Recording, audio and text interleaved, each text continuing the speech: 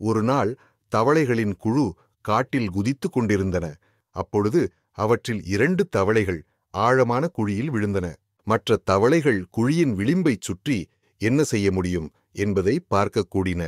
குழி எவ்வளவு ஆழமாக இருப்பதை பார்த்தபோது அவர்கள் 2 தவளைகளிடம் கூறினர், இது நம்பிக்கையற்றது, வெளியே வர முடியாது, உங்கள் அதிர்ஷ்டத்தை ஏற்றுக்கொள்ளுங்கள் என்று கூறினர்.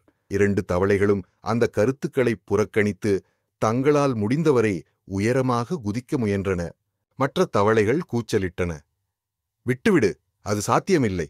இறுதியில் தவளைகளில் ஒன்று முயற்சி செய்வதை நிறுத்தியது. மற்றவர்களை நம்பி அது கைவிட்டு இறந்துவிட்டது. இருப்பினும் மற்றொரு தவளை தொடர்ந்து குதித்தது. கூட்டம் மேலும் சத்தமாக கூச்சலிட்டு அதை நிறுத்துமாறு வலியுறுத்தியது.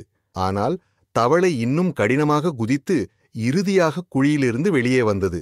அது வெளியே வந்தபோது தவளைகள் கேட்டன, நாங்கள் நிறுத்தச் சொன்ன போதும் நீங்கள் ஏன் தொடர்ந்து சென்றீர்கள்?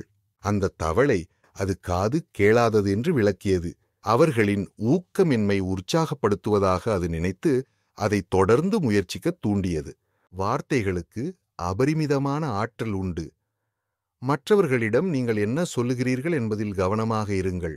சில நேரங்களில் மற்றவர்களின் எதிர்மறை அல்லது சந்தேகங்களை புறக்கணிப்பது உறுதியுடன் இருப்பதற்கும் உங்கள் நோக்கங்களை அடைவதற்கும் சிறந்த வழியாகும். உங்கள் திறமைகளை மற்றவர்கள் சந்தேகிக்கும் போது கூட ஒருபோதும் கைவிடாதீர்கள்.